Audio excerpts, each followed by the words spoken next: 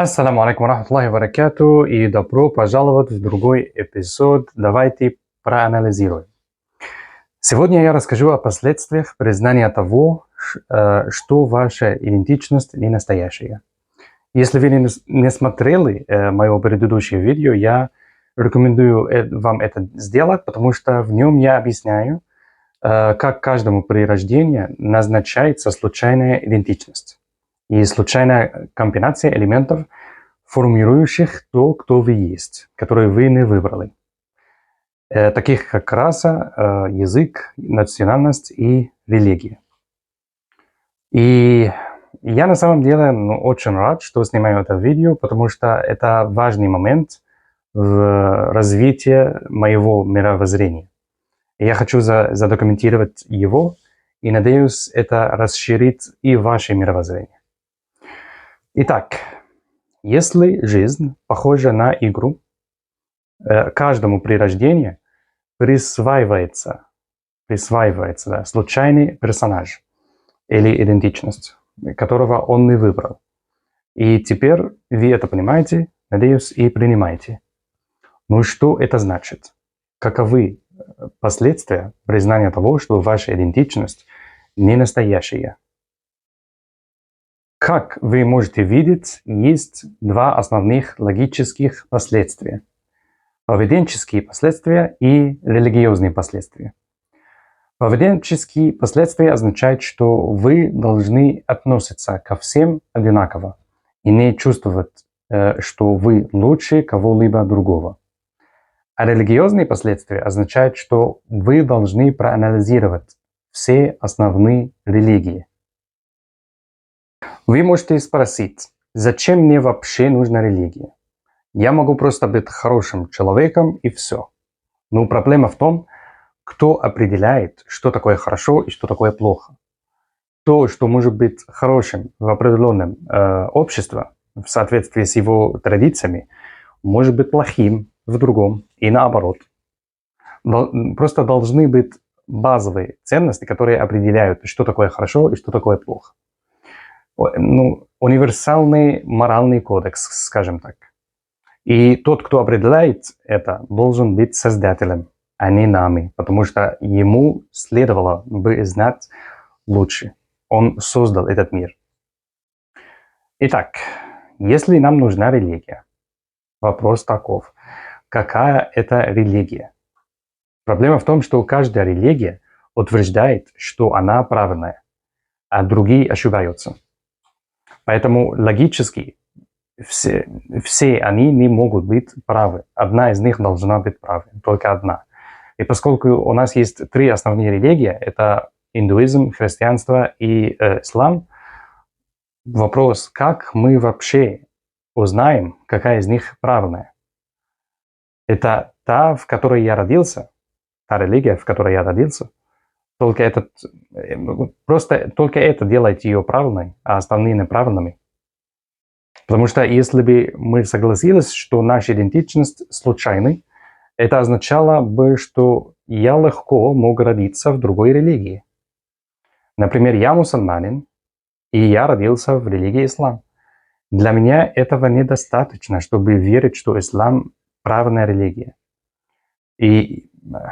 Потому что я мог бы родиться христианином, и я бы думал, что христианство – это правильная религия. Вы понимаете, о чем я?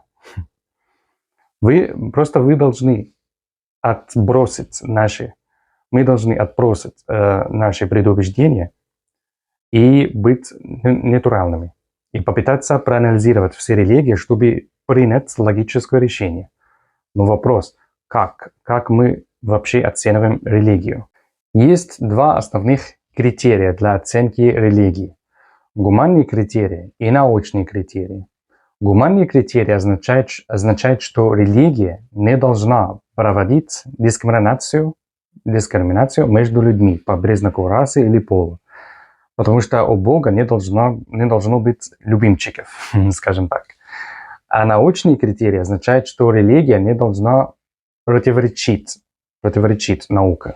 Науку и религию не следует разделять, как говорит великий египетский философ Мустафа Махмуд.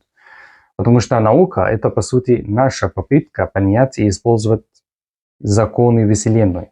И угадать, кто создал Вселенную? Бог. Так что по логике он должен знать законы Вселенной, которые он создал. Итак, я начал с религии, которую знаю лучше всего, моей религии, ислама, и проанализировал ее в соответствии с этими двумя критериями. И когда дело доходит до гуманного критерия, Аллах в Коране говорит: «Я أيها الناس إنا خلقناكم من ذكر وأنثى وجعلناكم شعوبا وقبائل لتعارفوا إن أكرمكم عند الله أتقاكم إن الله عليم خبير». Мы сотворили вас из мужчины и женщины, и мы создали из вас расы и племена, чтобы вы могли узнать друг друга, и лучший из вас перед Аллахом самый праведный. Таким образом, Аллаху не нравится определенная группа людей больше, чем другим. Критерием того, как Аллах судит людей, является то, насколько вы праведны, а не какая раса или национальность. А что касается научного критерия, то мне очень повезло, что у меня есть отец, ученый, геофизик, который потратил много лет на изучение Корана и указал на подтверждение науки и Корана. И он обычно делал отдельные посты в интернете. Я собрал их в небольшую книгу объемом около 50 страниц и привел ее на русский и английский языки. Если вам интересно, вы можете прочитать книгу онлайн. Я оставлю ссылки на PDF-файлы в поле описания ниже. Книга называется «Коран и наука» и содержит интересные темы, например, о том, как теория эволюции и теория большого взрыва упоминаются в Коране. The Big Bang Theory. Итак, я думаю, что я внес свой вклад, когда дело дошло до анализа религии, в которой я родился, но я намерен проанализировать и другие религии. Поэтому, если вы можете помочь мне в этом процессе, если кто-нибудь может порекомендовать книгу, посвященную науке в Библии, пожалуйста, напишите название книги в комментариях. Я буду очень признателен и заранее благодарю вас. Итак, последнее, о чем я хочу поговорить, это на самом деле очень важный вопрос. Несправедливо ли со стороны Бога создавать вас и присваивать вам случайную идентичность, которая не принадлежит к нужной религии? Потому что по логике Бог должен знать правильную религию. Например, давайте предположим, что христианство – правильная религия. Хорошо? Так, несправедливо ли, что Бог создал меня и дал мне случайную идентичность, которая принадлежит не к той религии? В таком случае ислам. Зная, что было бы очень трудно избавиться от этой идентичности и изменить ее на правильную идентичность. И отказаться от всего, что я когда-либо знал раньше. Справедливо? Ответ – да, это справедливо. Потому что у нас есть свобода воли. Если Бог создал меня в той религии, которую Он хочет, и заставил меня делать только то, что Он хочет, тогда в чем смысл жизни? Нет никакого теста. Это просто будет сценарий, по которому мы действуем. У нас есть разум, у нас есть свободная воля, мы можем анализировать и выбрать сами. Это величайший дар, который дал нам Бог. И на этом я заканчиваю. Большое вам спасибо за просмотр. И надеюсь, вам было это интересно. И увидимся в моем следующем видео. До свидания.